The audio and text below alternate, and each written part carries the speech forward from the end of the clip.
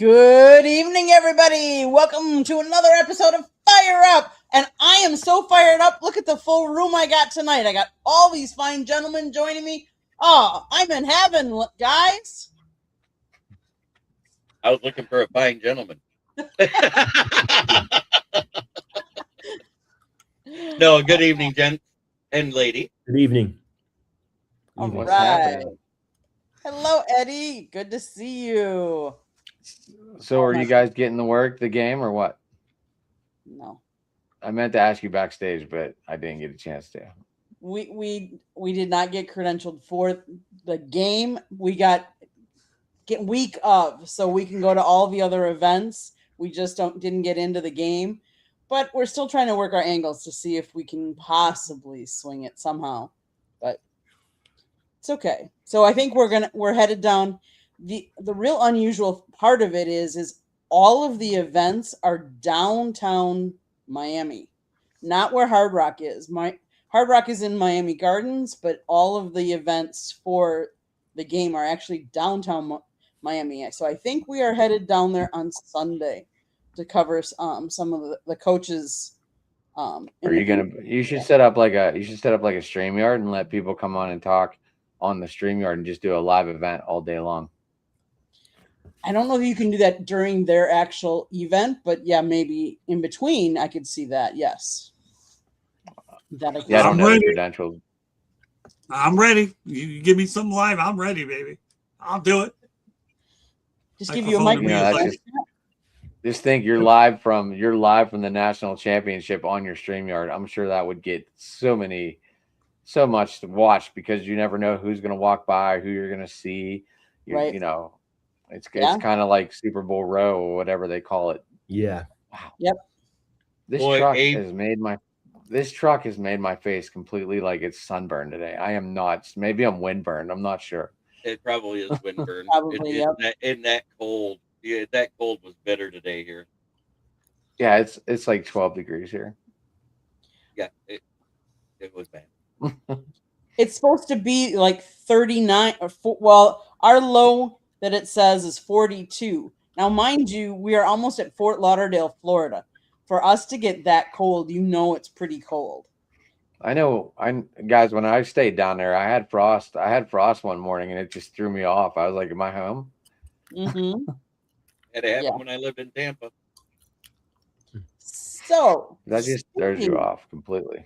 Speaking of the college football playoffs, who do we think is going to win? Who's going to take it? Miami on their home turf, or Indiana's going to complete the thing that's never been done before, undefeated throughout season and college football playoffs?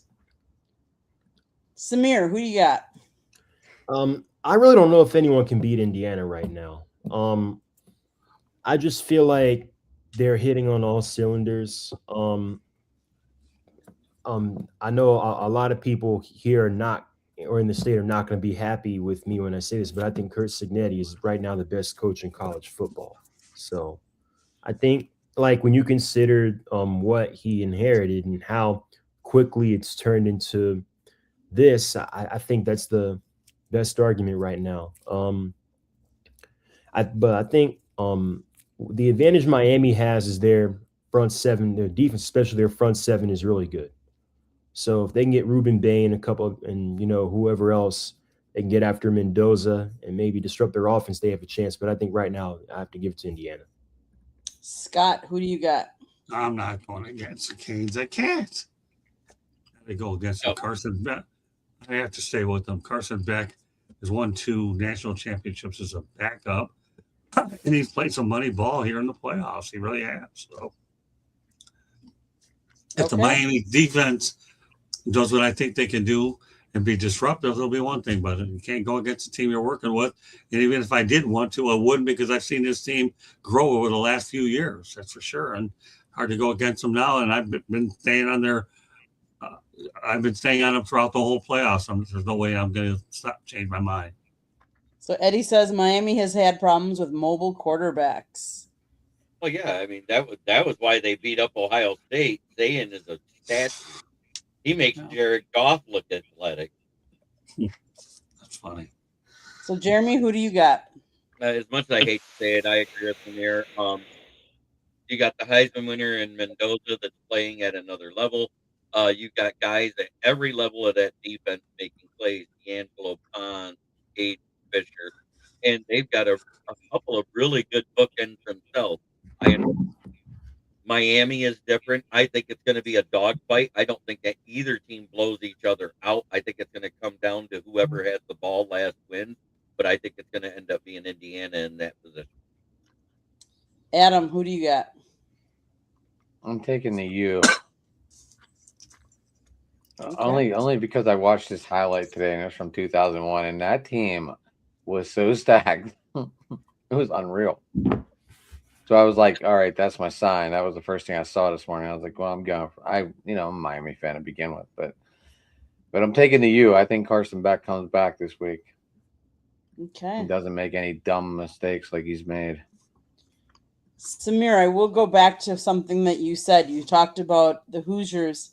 The Hoosiers have just 2 Big Ten titles, 3 bowl wins in 127 seasons of football. Cignetti became the 23rd head coach in the program history 2 years ago.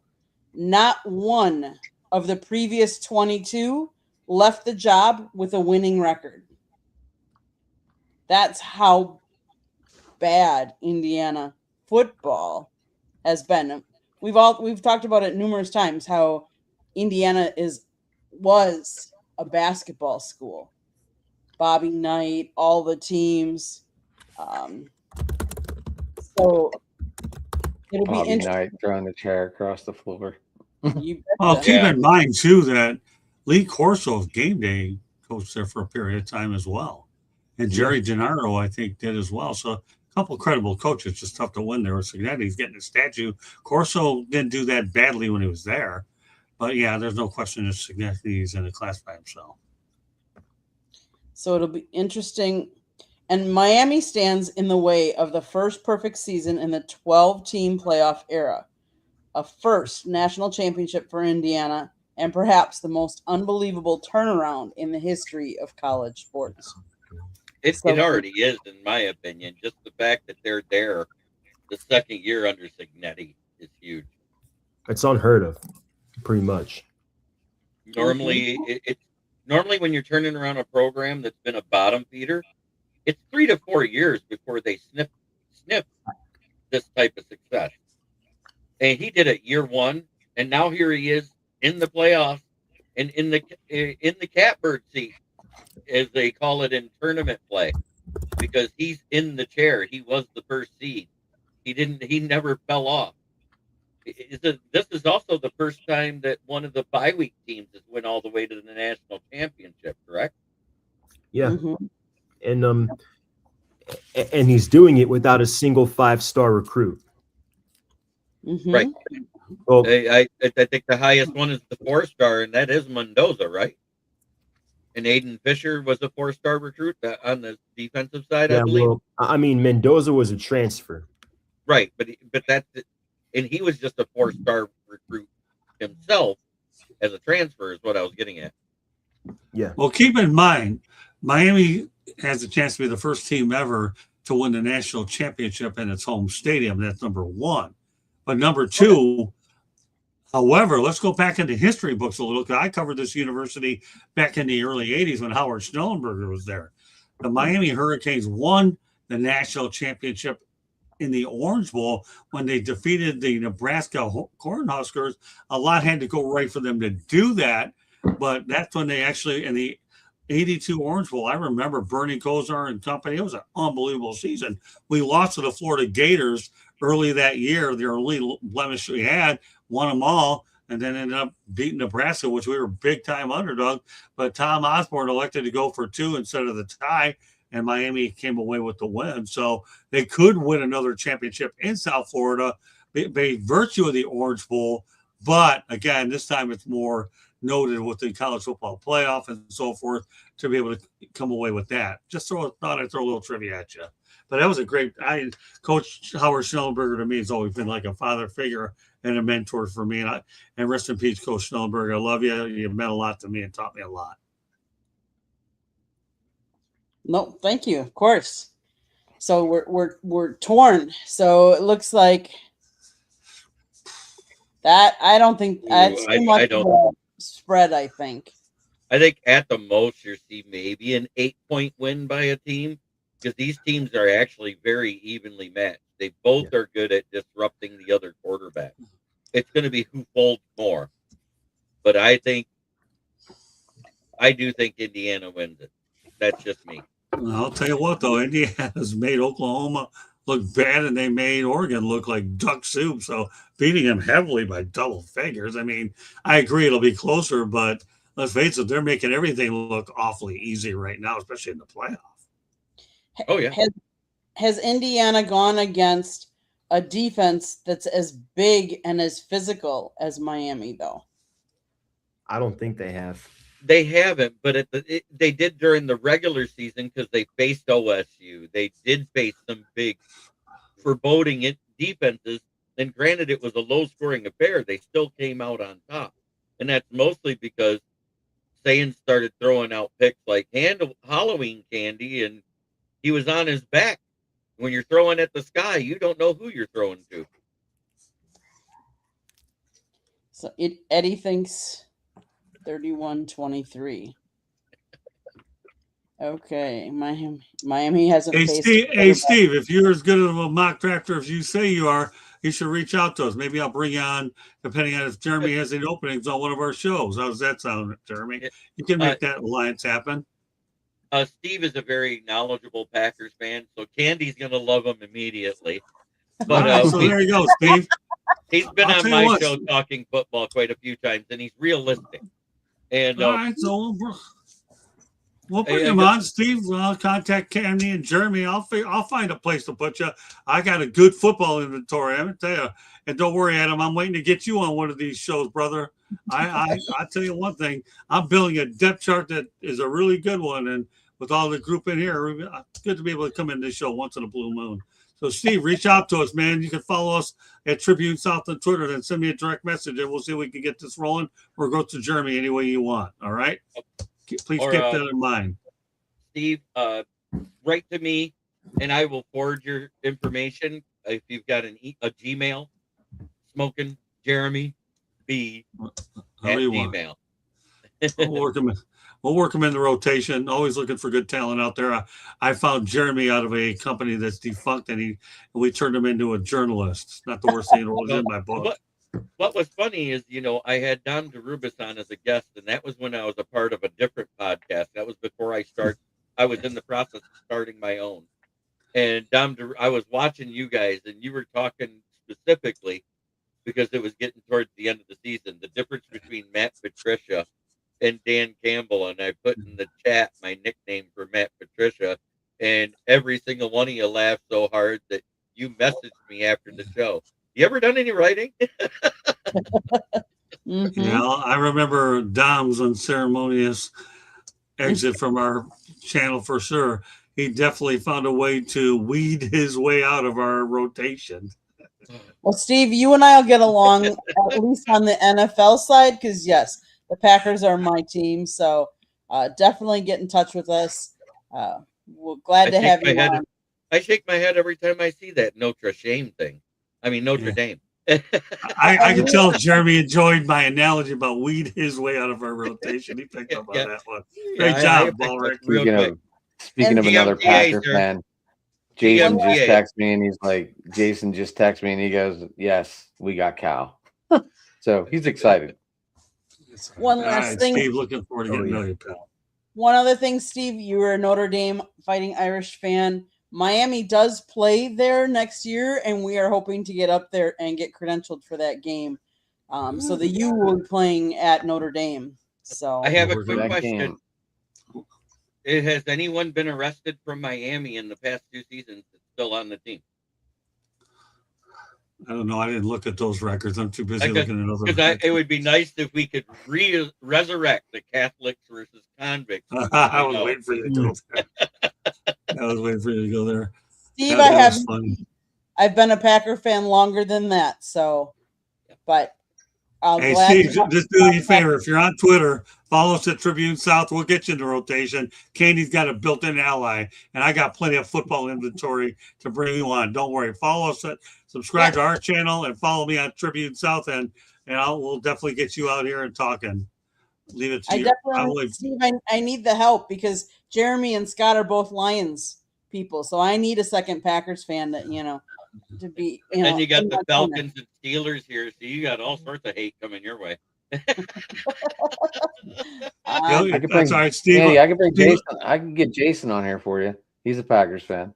There yes, we go. you did. But you did ask he's a Dodgers guy. He lives in Fresno. We'll get you in there, Steve. Just stay in touch and go through the process. All right, pal. Follow us on Twitter and contact Candy and YouTube. You'll be in business. Oh. I got a lot of other people I'm looking to add to our rotation, and I'll divulge at a later date. I'm just coming on as a guest, but I seem to be talking a little bit more than I should. Go ahead, Candy. Back in the country club. Oh, he's a Yankees guy too. Okay. We've got other people that are in that corner, but let's move to the NFL. And you sound like one of the few that are a Packers fan and a Brewers fan. Everyone that's a Packers fan has a different baseball team. Yeah, she actually is a Brewers fan. I am Brewers and Bucks. I'm a true Wisconsin girl. So yep.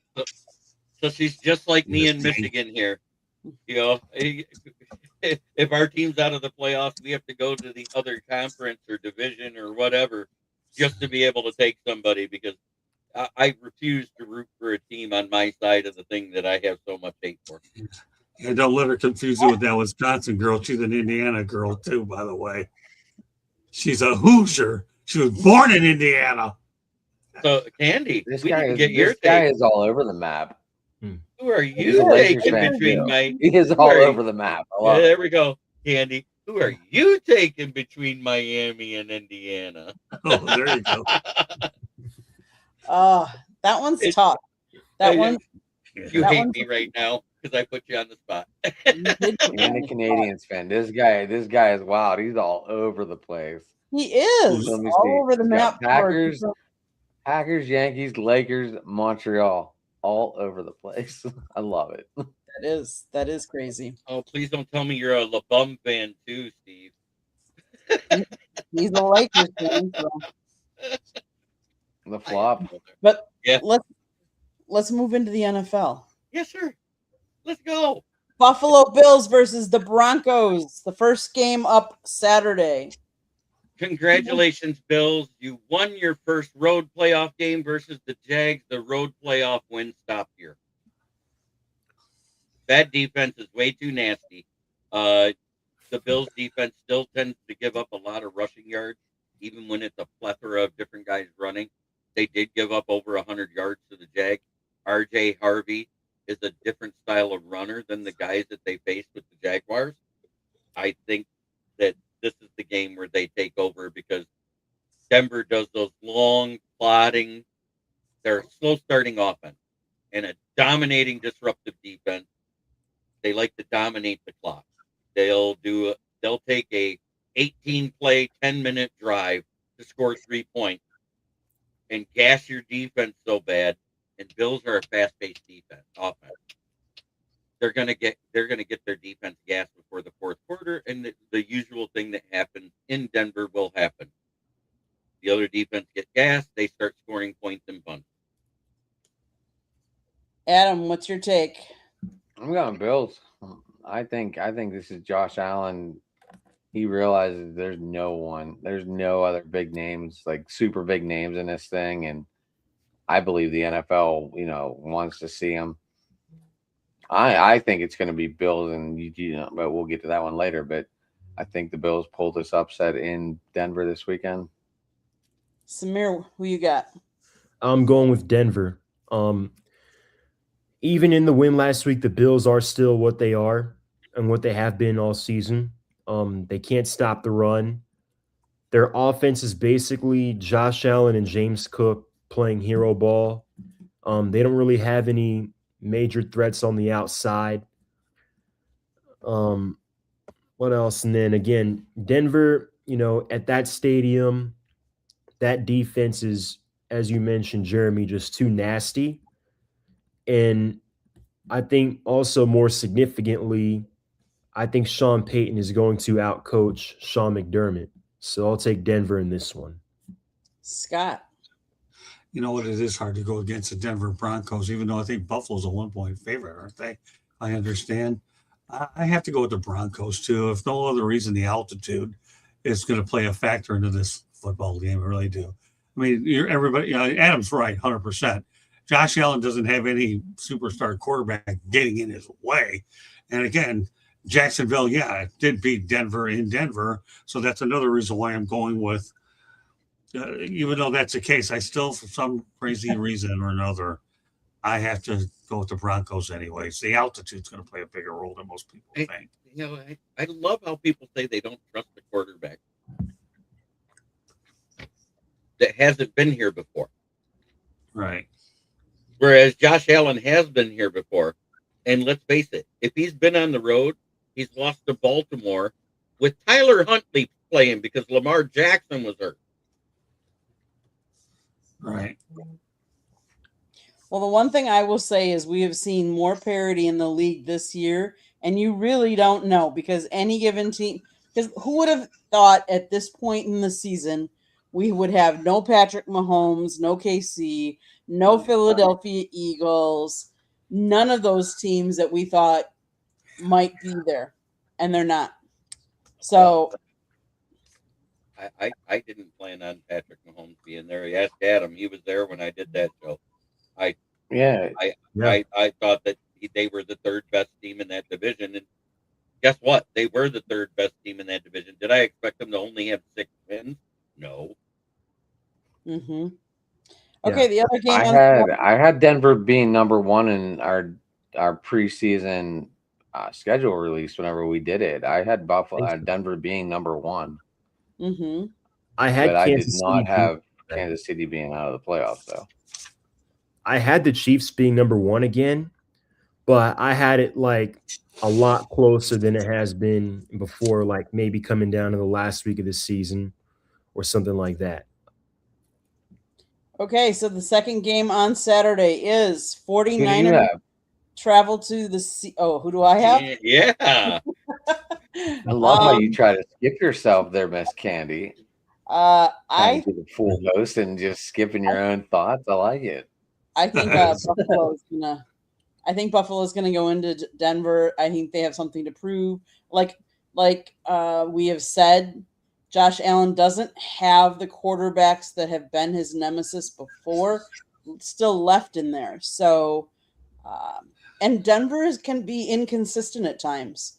So they have a coach that's been there before, but they have a lot of inexperience at this stage of the game as well. So I just think Buffalo's going to go in and take care of business. But we'll see. I mean, hopefully my boss isn't listening to this because my boss is a Denver Broncos fan. And you're going to get a pay cut. What's her name? I'll share it. Yes. Yeah. Okay. So the second game, back to that. 49ers travel to Seattle. I'm going to go. So I'm going to go with the 49ers. Notably, Sam Darnold is going to be playing with an oblique injury. San Francisco has already won in Seattle. They won their week 1, and they were relatively healthy in that game. I think it's going to be a great game. I know Seattle on paper has the advantage defensively, especially with that crowd behind them. We know how crazy those fans are, but I think Sam Darnold's injury is going to play a role in this. And notably, this is Clint Kubiak's first time in the limelight as a play caller. Robert Saleh's been there before. Robert Saleh has coordinated a defense that went to the Super Bowl. He even called plays in New York, even though he, didn't win anything there. But still, he's been on the big stage before.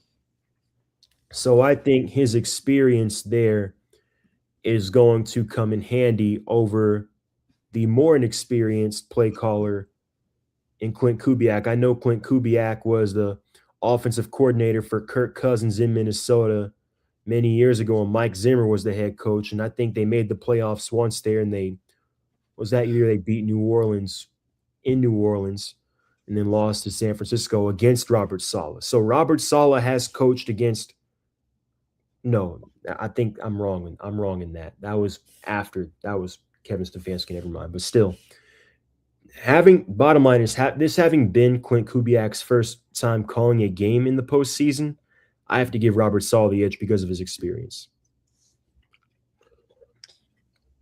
Jeremy, what's your Seattle's healthy. They just got their starting right tackle back, Charles Cross, after missing the last 3 weeks of the season. And he had a week of rest before he even had to practice because they didn't know who they were game planning against. All they did was walk through.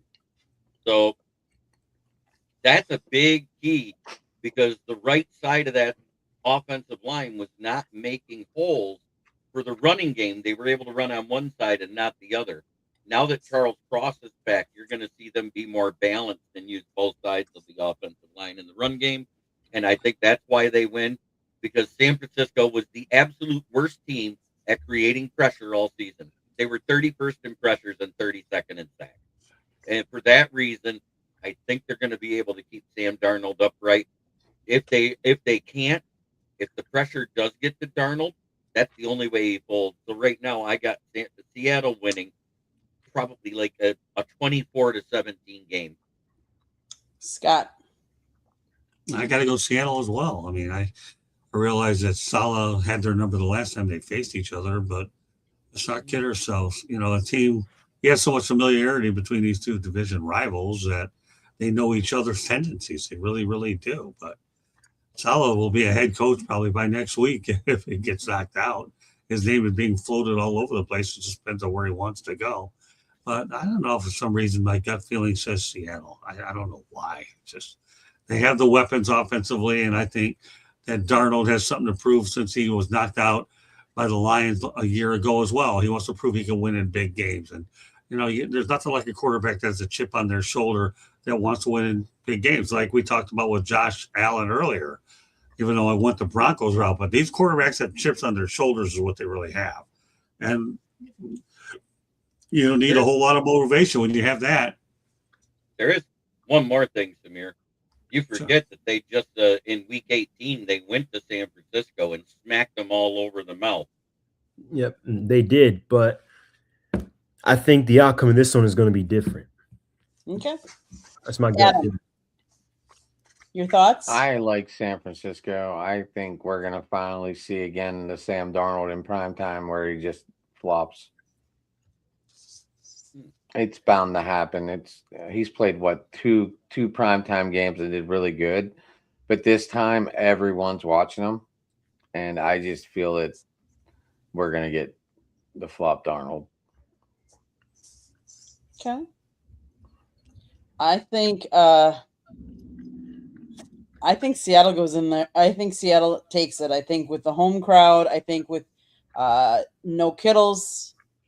With him going down with the injury, San Francisco doesn't have the same amount of weapons.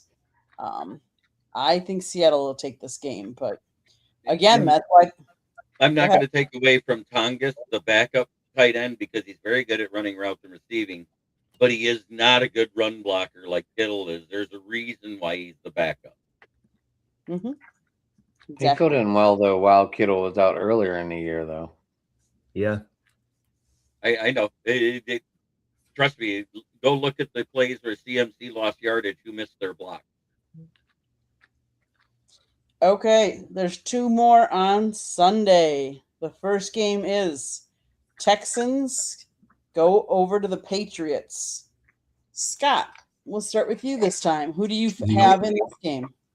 No, I'm going to Patriots. I really am. For some reason or another, Mike Vrabel's done an incredible job with that franchise second time around, with a franchise that he's really brought together in such a short period of time.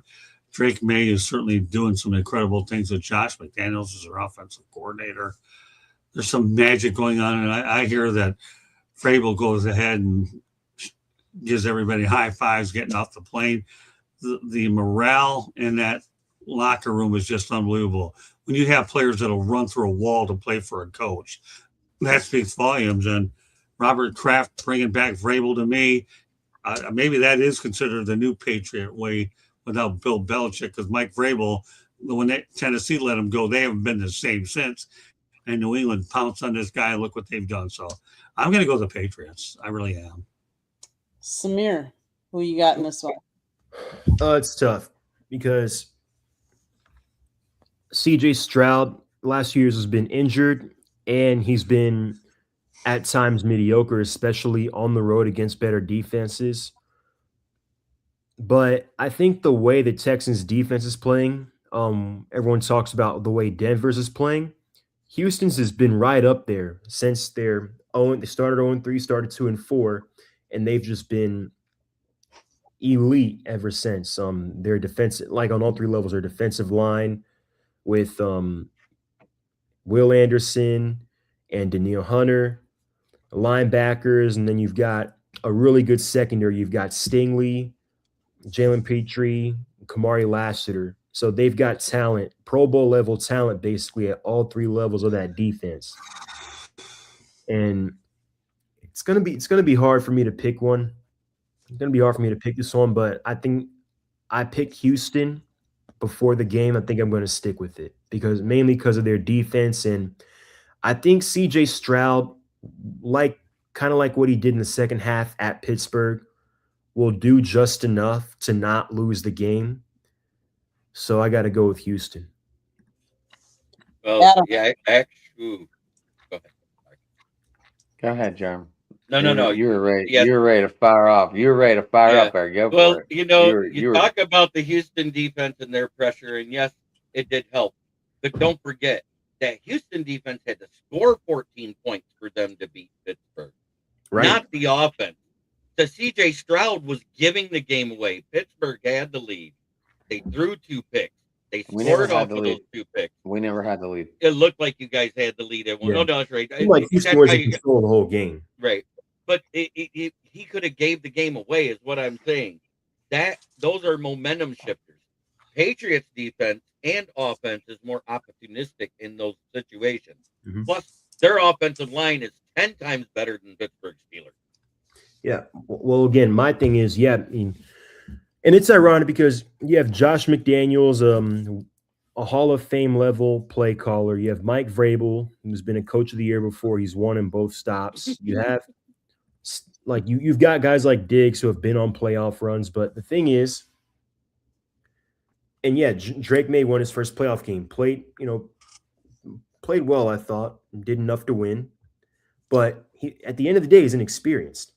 So, yeah, they're at home.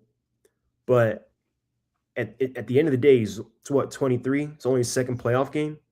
When they get pressure and they get in his face, how's he going to respond? Like he did all year. Oh, we'll see. Adam, your thoughts? Well, we saw a fluke in their defense. If you run slants on his defense, they have trouble covering it. We saw Metcalf drop a ball. We saw another guy drop a ball. I think Houston pulls this one off. I just do. I just feel that Houston's going to get a home AFC Championship game this week. Okay. Next week, whatever. Andy. I like the Patriots. I hear all of you. Houston, CJ Stroud did not have a good game. I saw the stats. If you look at his stats compared to Jordan Love stats, and don't get me started. I know Jordan Love wasn't the reason why we lost that game, but Jordan Love threw how many touchdowns? CJ Stroud didn't. He threw more interceptions. He threw less yards, but yet their defense came in and kept him in the game. I do think Vrabel has his Patriots playing at a high level. I see the Patriots taking this one. Last game, the Rams travel to visit the Chicago Bears. Who do we like? Am I doing it again? What? Adam? We're going to start with Adam first this time. Going breakups. I don't know. I don't like the Bears. I'm not a Williams fan. I just ain't. Okay. Nothing against the guy. I don't know. So you I didn't think like him Matthew coming out of Stafford's going college. to beat the Bears? And I picked all road wins again this week, Jerm. This is 2 weeks in a row. Okay. Well, you got 2 of them right last week. Right. Or 3. 3, excuse me, 3. Scott, who you got in this game? Rams versus the Bears. Oh, You Marty, know- we wouldn't get any picks for that. Well, the Rams are Stafford's record when the temperature is 40 degrees or lower is 1-9. When you think about it, 1-9, that doesn't sit well. But and the way Ben Johnson treated the Packers and their coach, I'm still going to go with the Rams just because I'm going to lead with my heart and pull for Stafford anyways, regardless. Ben Johnson, I get it. You're the new guy in town. We love your enthusiasm. But at least if you're going to win a game, show us some class. Don't look like a idiot. There's that thing called sportsmanship. Football is not only it's one of those things where okay, you win the battle and the war, but show some dignity when you're out there. Ben, you sat there and tried to go out there and look at Dan Campbell like you were some bigot. He beat you twice in the regular season. So, obviously he's done a remarkable job with the Bears, but I'm going to pull for the Rams anyways, and hopefully Stafford becomes 2-9. Samir. Yeah. I think the ride ends here for the Bears. I know that it's going to be below 0. I know it's going to be snowing in Chicago. But keep in mind, the Rams were a Jalen Carter sack away last year from going into Philadelphia under similar conditions and winning that game. Right. So I'm going to go with the experience of the Rams in that regard. One point of concern with the Rams is how their defense has played as of lately. They played poorly in Seattle. They played poorly in Atlanta, and they looked shaky against Arizona last game of the regular season. And then they almost blew the game at the end to the Carolina Panthers until Matthew Stafford led a game-winning drive and had to go win the game at the end. So that is my concern with the Rams, especially with how Caleb Williams has played in the second half all season. Just seems like whatever it is in the second half, just a switch turns on for that entire Bears offense and they just start clicking. But with that being said, I'm going to go with the Rams. Really, I don't think Ben Johnson handled the handshake aspect well with Matt LaFleur. But the locker room, what he said in the locker room, I feel like, it's a rivalry. The Bears and the Packers have a rivalry. And, if he says in the locker room, it's fine, but the handshake thing wasn't. But, yeah, I'm going to go with the Rams. That was bad. Smoking Jeremy B. Isn't that weird how everyone has Caleb? I'm going to treat it like it's bear camp. It's bear down, and that isn't a good thing. It's because they all got shot through with Matt Stafford's cannon on that field. Because if anybody's got the arm strength to throw through the wind in Chicago, it's Matt Stafford. On top of that, you got Kyren Williams, who's an excellent runner, but you forget that they got a guy that's used to running in cold weather on that team, and Blake Corum that played for the University of Michigan. So give me the Rams, run the ball down their throat, set up that play action, get some slants to Puka, hit Devontae on a deep route once it opens up, and that should be how they beat the Bears. I'm gonna say Rams too. And as much as some people are giving the Bears so much credit, I think the Packers lost that game. It wasn't so much that the Bears won that game. I think the Packers really let off the gas. And let's face it, if our kicker would have made the 7 points he left on the table, and I could go on and on about that, because as I look at all of the games that we lost by 3 points or less, he missed a field goal or a 3-point swing from him not completing his kicking duties there. But I will say, I think it's going to be the Rams. I think Matthew Stafford's very familiar with the Bears. I think he's going to go in there, and I think he's going to have his team. As much as Ben Johnson is a good coach, I think his first year is going to come to an end at home. But we'll see. And Eddie, it pains me to say no. As far as I know, he has not been cut yet.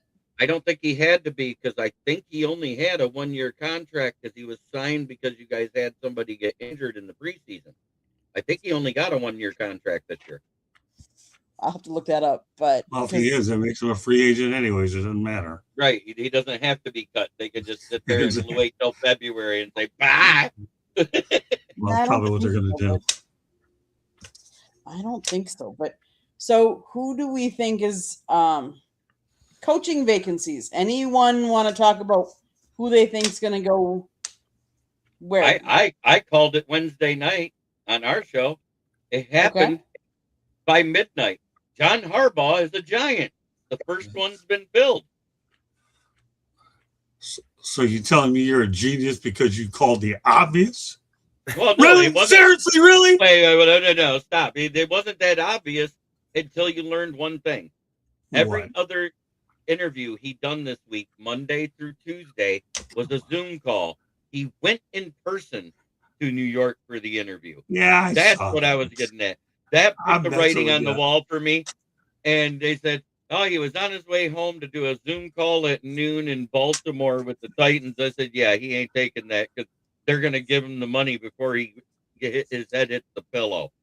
Yeah, that's all right. Tom Coughlin endorsed him, and he knew he was going there to New York to win in the Big Apple, and didn't have to face his brother during the regular season too often as he did when they were in the same conference. But as far as I'm concerned, you want me to answer that question? Mike McCarthy's going to the Tennessee Titans. If Aaron I've Rodgers, seen a lot of Matt Nagy there. If Aaron Rodgers does resign shortly with the Steelers, don't be surprised if Mike McCarthy goes to the Steelers. Really? That's all I'm going to say. That is intriguing. I will give you that much, Paul Rick. I think first off, Freeman leaves Notre Dame. I think first off, Jesse Minter's going to go to the Ravens. There's a connection there. He was on John Harbaugh's coaching staff. Then he was Jim Harbaugh's defensive coordinator. The Ravens' identity has always been their defense for the most part. And I think he's arguably, between him and Chris Shula, the best defensive coordinator on the market for head coach. So I think he's going to go to Baltimore. Eddie, Atlanta should hire Stefanski. No. Why? Look, I know the situation in Cleveland is not ideal. It's one of the organizations that's probably a lot more dysfunctional than Atlanta has been the last decade. But I just can't ignore the fact that you are what your record says you are at the end of the day.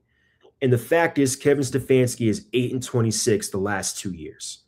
He has, and although it hasn't been his fault because the trade for Deshaun Watson has completely killed their draft capital, screwed their cap, and he had 7 starting quarterbacks. The roster. He had 7 starting quarterbacks, I think, the last 2 years, 13 total in his time in Cleveland, and the results were not any different. And ultimately, I have to look at the coaching. So personally, I want Clint Kubiak.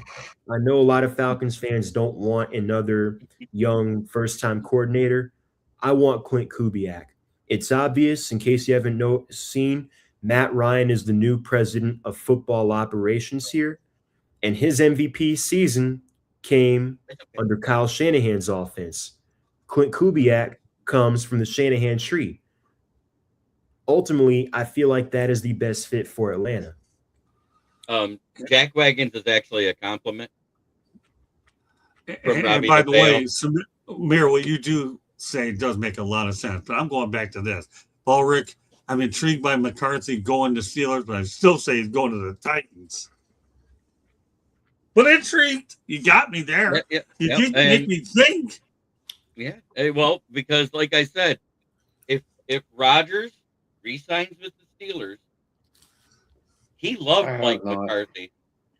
He loved Mike McCarthy because this is a down year to be in the middle of the pack, needing a franchise quarterback in the draft.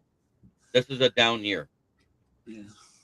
Because no one's- out of the three This should first be the round year to quar- trade Mike Tomlin. Then this will be the year to give up that pick if they're saying there's no one really that good.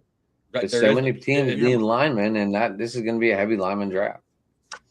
Yeah, but Yeah. Rodgers went there because of Tomlin, anyways. He really did. And you saw the way the exchange ended there. He went there because he really, really had passion for Tomlin. He even stayed up the Pat McAfee show that Pat Tomlin told him to do it. So to think that he reveres the guy, I get it. But if McCarthy goes there, I could see the point. But I still think that McCarthy's intrigued about the possibility of wanting to work with Cam Ward, who you have a good quarterback there. You just need a great offensive mind to make sure he stays on track and doesn't become an underperforming quarterback due to a lackluster head coach and offensive coordinator. I'm pulling for Cam Ward. I want to see McCarthy go there badly.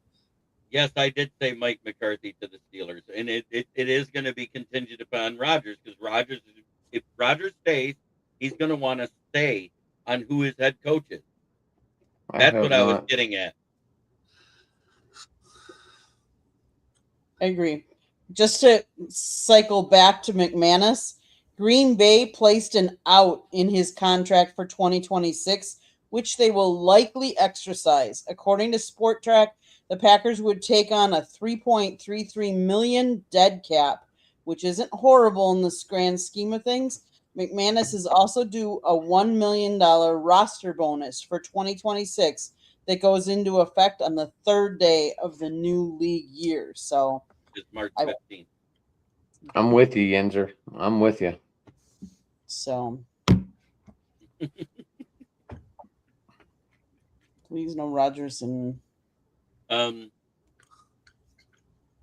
For some reason, I think the Raiders are going to Raider again. They're going to get some fossil of a coach.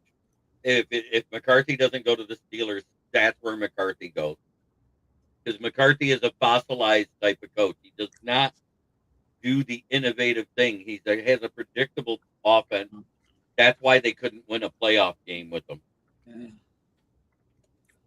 I Yeah, think I'm if baffled. McCarthy were to go there, I think having a veteran coach like that, even though his offense isn't, one of the new modern innovative offenses, I think it would help with, we have Mendoza, you have Bowers, you have Jency. It would help with Mendoza's development and the pieces they have over there, I think. At least. Nick, the answer to your question is 7:30 on Monday night. Yep, 7:30 pregame show, 8:05 kickoff. See, I'm baffled by the Raiders opening. Who'd really want that job? I think they'd be. I mean, better I off- realize Mendoza would be the intrigue, but that's a job. How many coaches have they gone through the last several years? A lot. A lot. I have a solution for the Raiders that makes way more sense. The does Jets anyone need a think quarterback Mendoza- even worse than the Raiders. Trade back with the Jets, get 2 first-round picks this year, fix your O-line, and draft your quarterback next year. Yeah, I was gonna but say, does anyone think without that is- Mendoza cancels and stays back, or can he if he doesn't want to go to the Raiders? Here, I'll nominate Dave Doran of North Carolina State to go there. They deserve each other. And, yeah, but Everybody, the only Look at thing about- everybody. everybody that knows me will understand why I'm being sarcastic about it. Yeah, right, I know. Jeremy? I know. Yeah, I do. But what's Yeah, funny okay. about it is Dante Moore was supposed to be the second best quarterback in the draft. Who's the second team that needs a quarterback in the draft in the top 5? The New York Jets. What did he say? I'm going back to college, even though Dominic Raiola's kid transferred to Oregon. Right. Yeah. But the thing about trading back when you need a quarterback is that it's never guaranteed that the quarterback class the year after is going to be as good as it is on paper now. Everyone talked about how good this year's class is going to be with, Lenore Sellers, Arch Manning, Dante Moore, and then of course Mendoza. But, 3 of those guys went back to school. Right. And now you only have 1. And then possibly Trinidad Chambliss in the second round. So And I feel like when Simpson you is have the a other one, chance, right? yeah, when you have a Do you chance, feel Chase Hamlin's going to fall back to me? huh? Do you think Chase is going to be like a third round? You think he's going to fall that far? Shameless, Who's- yeah. Lee Will Miss guy. I think I would take him in the second round. I would take him in Yeah. the second round, but I thought Arch turned his season around pretty good. But I he feel like still has decision-making problems. He still has things to work on. So that's why he's staying in school. But after watching him in that opening game against Ohio State, I feel Archie turned it around a lot. yeah, I mean the thing about that is whenever you have a chance to get a franchise quarterback, I feel like you have to do it. Right. Because for the reasons I stated. And again, what if hypothetically you end up winning more, you end up winning 6 games next year? So now you're out of that top 8 or possibly.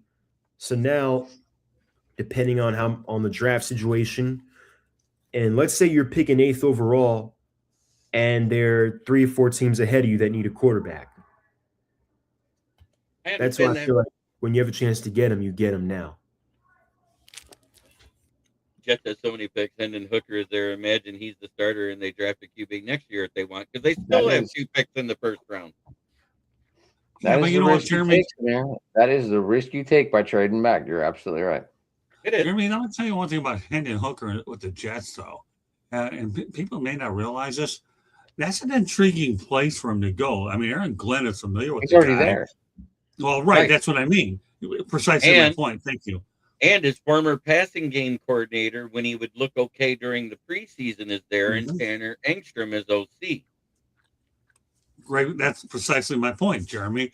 So that's actually a decent spot for him. It really, really is. I mean, whether he contributes or not is another story, but you never know. I've seen crazier things happen where some guys take a few years to develop in the right system, but he's got everything to gain, nothing to lose. Justin Fields is gone. So whatever you do with Hooker out there, more power to him. Fields isn't gone. They signed him to a 3-year contract.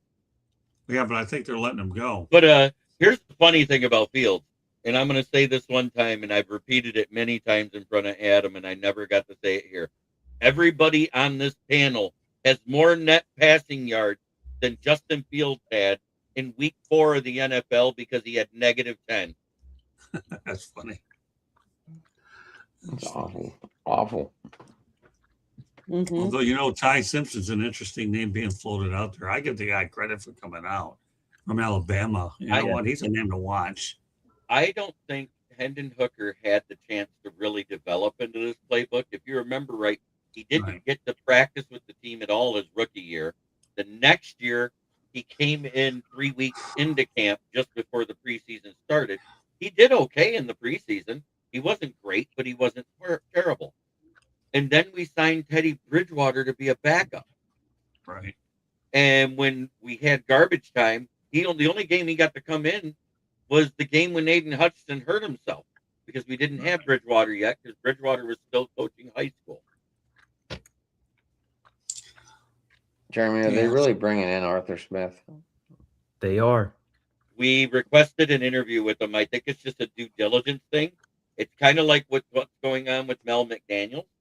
I think he wants to be a head coach still, and he's judging to see what the interest is by taking all these interviews.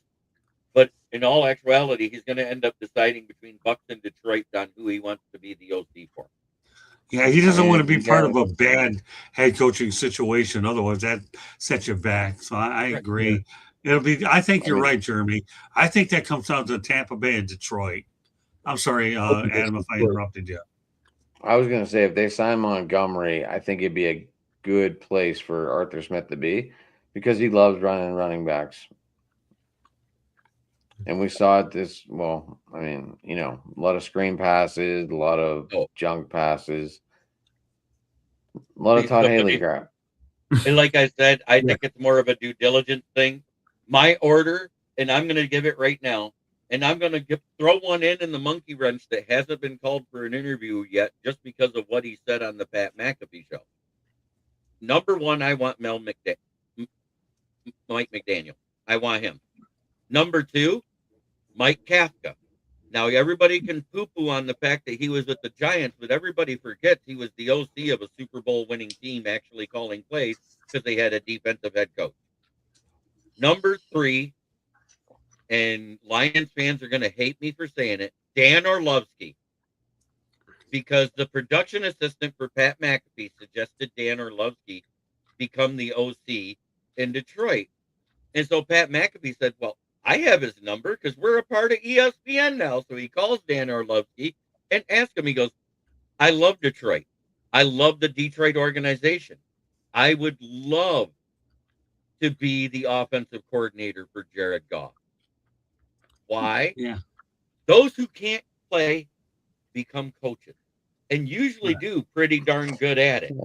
And this is the way for he could get his start as an offensive coordinator. Yeah, I read that. It intrigues me.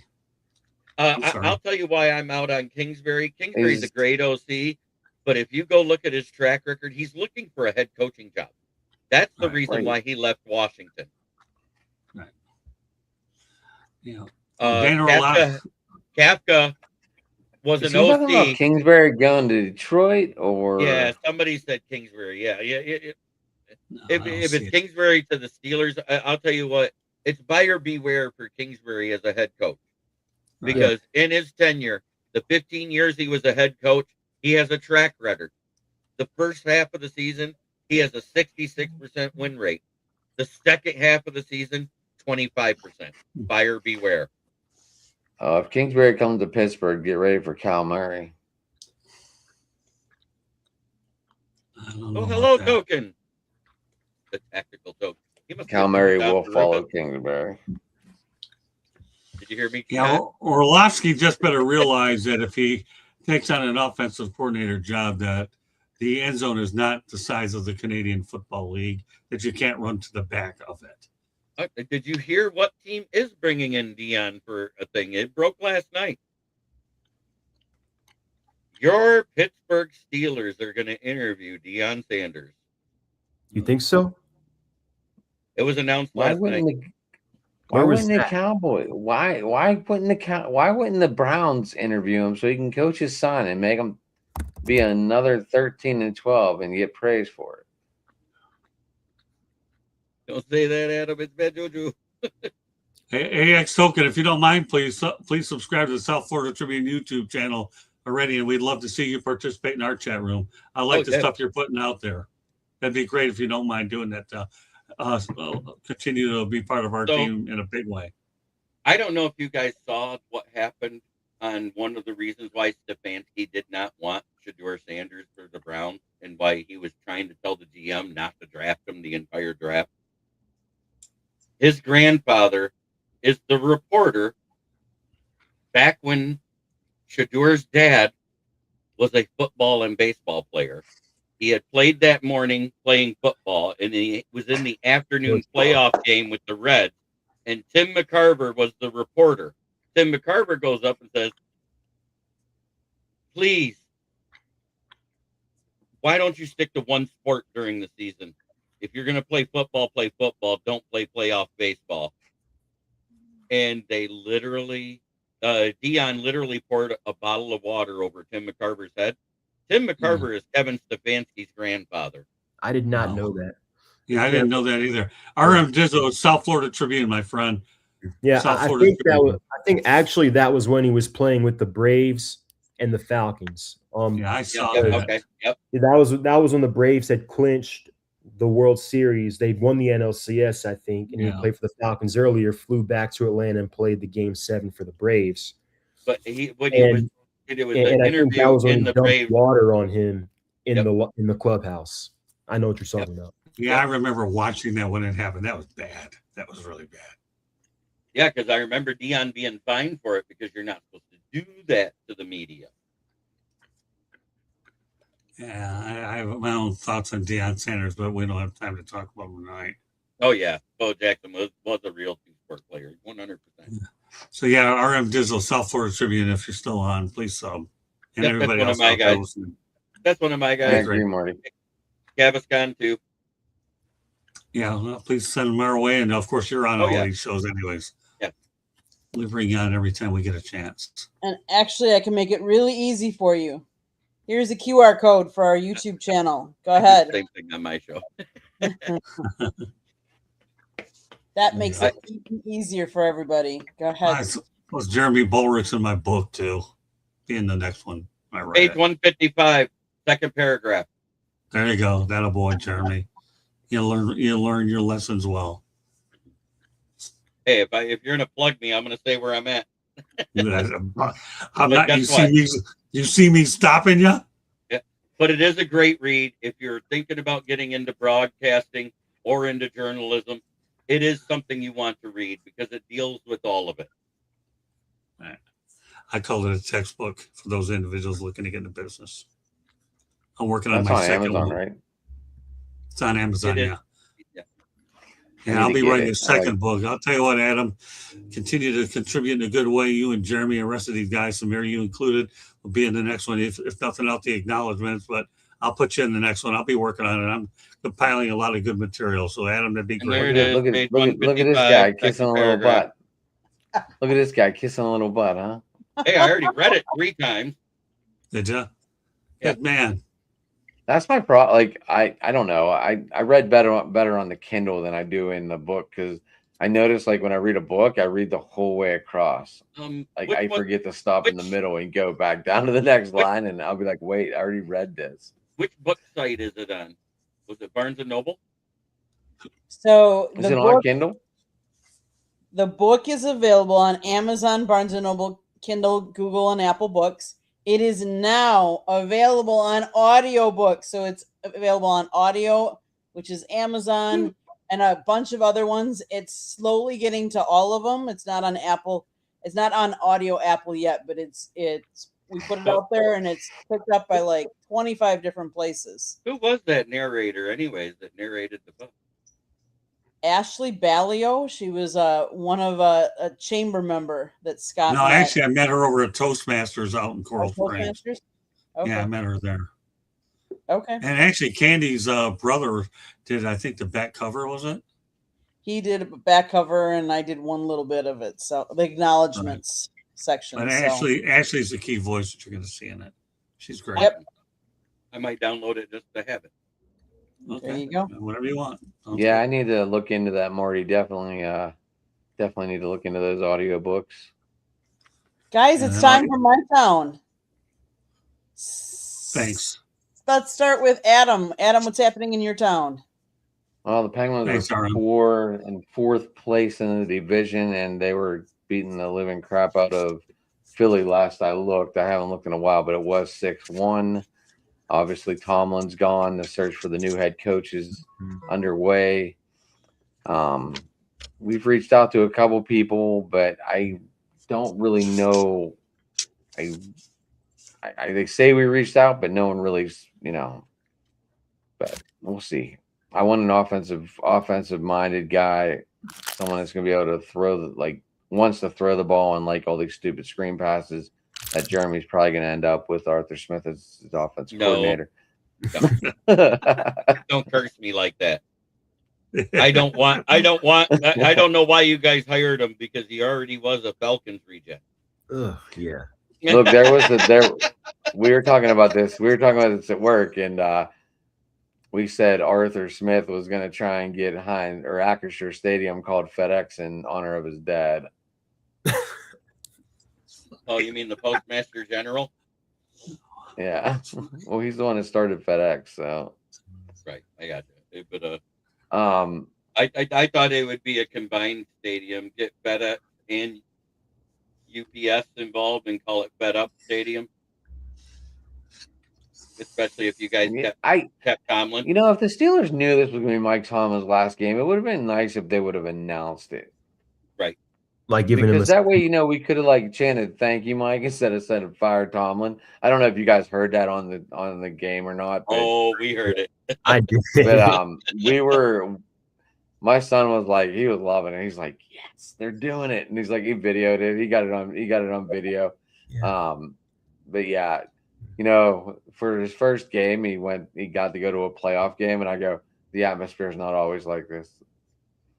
But I mean, I'll say this as a blanket statement. I think as passionate as Steelers fans are, I think at times you guys can be a little spoiled. I know the expectation I know out there is to win the Super Bowl every year, but I mean, I would gladly take a Mike Tomlin here in Atlanta, like just to have that stability. you can have that city of mediocrity all you want, buddy. That's all you're gonna Hey, get. That's all you're but- gonna get. But you know what? 9-8 would have won the division this year. They'd have been happy with that. If they had just beaten the Jets. I don't know. You get tired. Like you get tired of it. You get tired of it. You know, Like I'm going to go back to something I said a long time ago when the first time I heard about Pittsburgh Steelers fans griping about the 9-7 record when it was a 16-game season. When we were dealing with the bad year with Caldwell, and then we had an okay year but didn't make the playoffs, and we fired him and hired Matt Patricia. And it was that year. It was the first time I heard the fire Tomlin chant in 2018. I said, as a 40-plus year Lion fan who had to deal with the Millen Depression era, the decade of despair, we called it in Detroit, I would have killed for Right. consecutive 9-7 seasons. So fuck it. Yeah, that was bad. That's for sure. yeah, but I don't know. You can only take the staleness for so long, Germ. When Like- you've never been to a Super Bowl, that is a Super Bowl if your team has a winning record. Well, that's fine. Then let him go to these low life teams and see if he can turn them around. But in all actuality, according to his presser and what we heard Art II say of the Steelers, he wanted to step down to spend more time with his family. But it was different from what Harbaugh dealt with there at Baltimore. Back in week 4 when things were blowing up there and it was looking bad offensively and defensively and everything else in Baltimore, John Harbaugh protected his coordinators from management. Right. They wanted to fire them both. And then at the end of the season, even though they were that one play away from making the playoffs and the kicker missed the kick, they wanted to fire him right there on the spot. And he defended his coordinators again. And that's why he was fired. There was not all that rumor mill crap about the rough between him and Lamar. That didn't exist. That was created by one negative clickbait writer there in Baltimore. All right, so I have a question. Now that we see this 9-8 crap go on for 19 years, do you guys feel coaches should be held to a different standard getting into the Hall of Fame? Or is it still an I thing instead of a what has your team done? Yeah, well, I think and I think it was Rondé Barber might have been who recently said that he doesn't think Tomlin will coach again. I think the consensus is he'll take maybe a year off, do TV, and kind of what a Sean Payton did, and the team will get him in a trade in the next cycle. Rondé Barber is saying that he might not coach again. So if he ends up not coaching again, 19 winning seasons in the NFL is unheard of.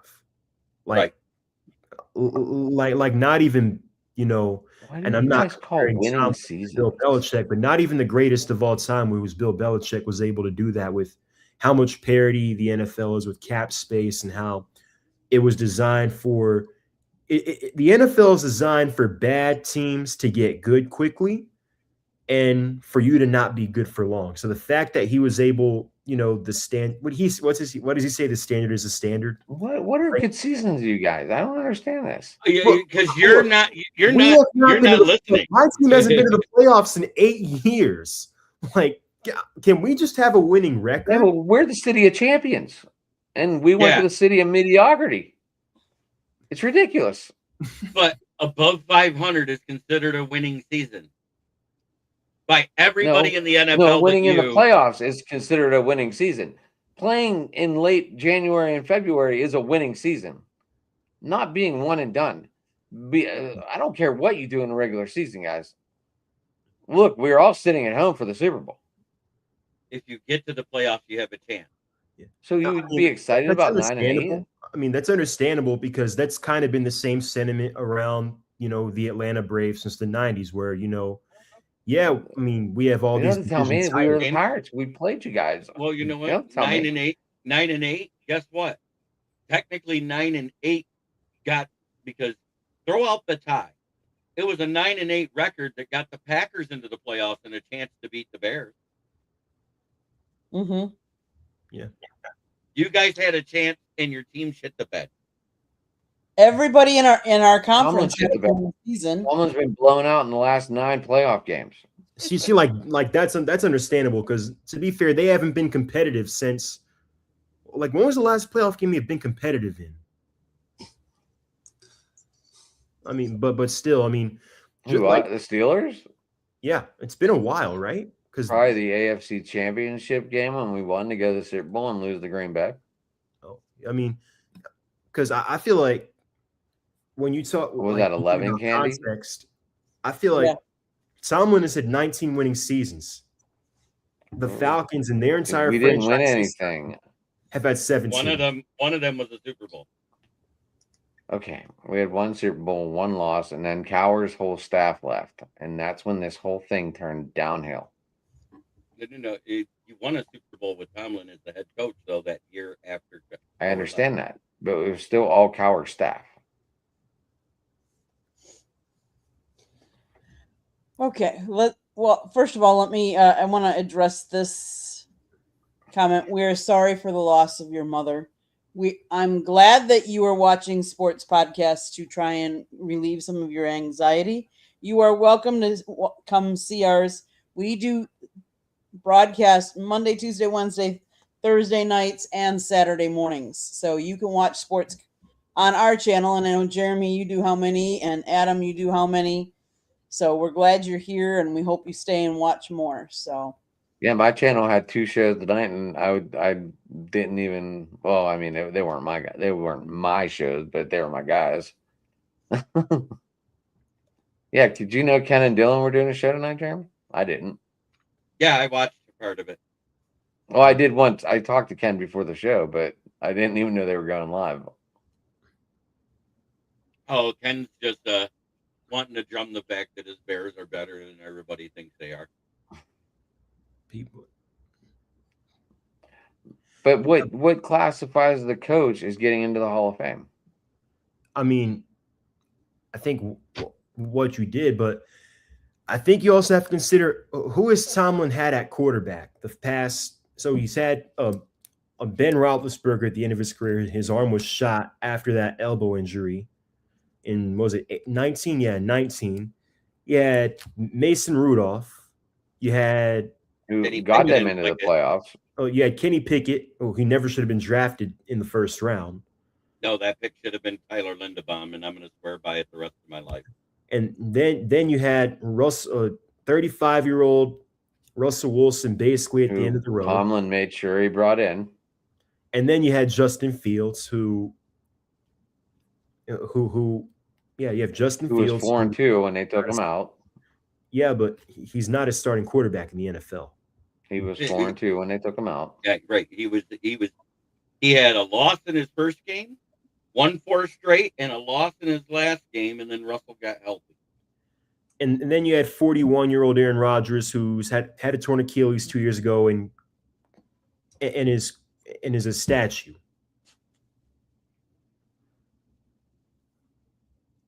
With that same bad O-line that still needs Tyler Linderbaum. Valid point. Right. We talked about that last night. Eddie.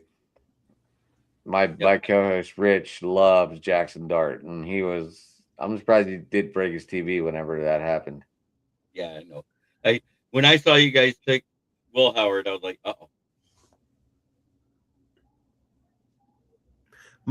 The only knock I have for Tomlin is that he seems like he just can't build a good coaching staff. Like the only no coaching tree. Yeah, like the only assistant under Tomlin that's been a head coach, and he was a holdover from Bill Cowher, was Bruce Arians. Like he was there when Bill Cowher was there. Like, I mean, he hired Was it? It was Matt Or, Canada, Arthur I'm surprised Smith. Bruce Arians lasted as long as he did, though. Yeah. It's like he hired Arthur Smith as his offensive coordinator, which never made sense. His offenses were not good in Atlanta. You can say what you want We about had Todd Haley too. Remember that? Yeah, Todd Haley. Well, he had with the weapons you guys had on offense, anyone could have scored with that. And then you had who was after Todd Haley? What was his name? Canada, right?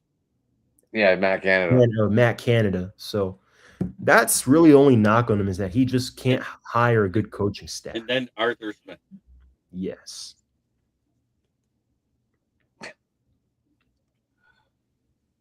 Yeah, well, he struggled. Eddie, there's no question he struggled in that department. That's for sure. And I mean, I listen, think the biggest. he kept I think the biggest. Well, hold on, Jerry. I think the biggest mistake Pittsburgh let Bruce Arians go. That was a huge mistake because everybody saw what he did after he left Pittsburgh. Go ahead. and I have the second worst one was letting Brian Flores not be the defensive coordinator and letting him walk out the building and promoting Terrell Austin. That was I another agree. mistake. Oh, yeah, but yet, ironically, though, as much as I think you're right about that, don't be surprised if Flores gets a head coaching job there. So he's being interviewed for it. So they Right. could amend that mistake if they hire him as head coach. In fact, it's funny how you bring him up, Jeremy. I do want to add this. Brian Flores' name is going to be one of the most intriguing names in this head coaching cycle. He's going to land somewhere. He will. I just don't know where. Will he swallow his pride and drop those court cases against the two NFL teams, the Giants and Dolphins, to be able to head coach? Because as long as you're on arbitration versus owners, which is a part of the shield, you cannot be a head coach in the NFL. He Somehow, would have I to think, drop his case. right. That's Somehow, the I same think thing that with gets John worked. Gruden. Somehow, some way, I think that gets worked out. I think he wants to see how it plays out. If it gets hired, then at that point, because none of us have really heard a whole lot about that lawsuit, anyways. The longer it stays out of the news, I think it's not a matter of if, it's a matter of when. Because Right. this guy deserves to be a head coach and deserves a second opportunity. And I'll say one thing: he was right about Tua to begin with. Tua was a bust, and that's Right. all there is to it. And he Mr. stood by Glass. his hold on. He stood by his principles and was right. And Mike McDaniel couldn't even solve Tua when it was all said and done. And Flores was right to begin with. Ryan Fitzpatrick's the only reason they got wins, not Tua, who to me was who's the Humpty Dumpty at a big fall. That's how you can describe Tua. Humpty Dumpty. All he did was a big fall, and it kept falling apart. Who am I to say anything about falling apart? I'm falling apart too. But that's why I have her helping me out as a caretaker, keeping me on my feet and talking. There's a difference there, sir. At our age, we're supposed to start falling apart. It's not supposed to happen when you're in your 20s and you're supposed to be a premier athlete. Well, I began that process even then, but it seems to have gotten way worse as time goes on, and I have a lot of mileage. Just so you know, Adam, but I still want to get you on the show at some point, pal. I have a suggestion for the Steelers to make it easy. If he can't drop his case and be a head coach, you hire him as the defensive coordinator immediately, because now that Tomlin has stepped down, you technically have no coordinators. People only have to ask because it's still the same season they're signed in. That's why people have to request.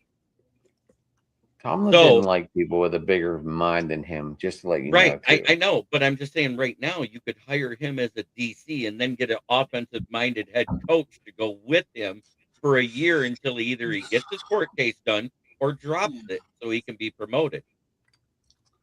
I have a feeling you'll be having this topic in about a week or two, and begin with stay tuned, TBD, as we say in our business, right, Adam? TBD.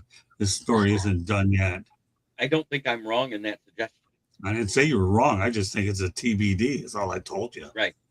Okay, I'm gonna reel it back. I'm gonna reel it back in because we were doing my town. Let Jeremy. What's happening in your town? Well, the Chaney's Red Wings are still rolling. They're doing great. They've been winning games at a better clip. I think they've been like 3-1 in their last 4 games. The Pistons win again. They're 29-10 and one of the leaders in the Eastern Conference of basketball.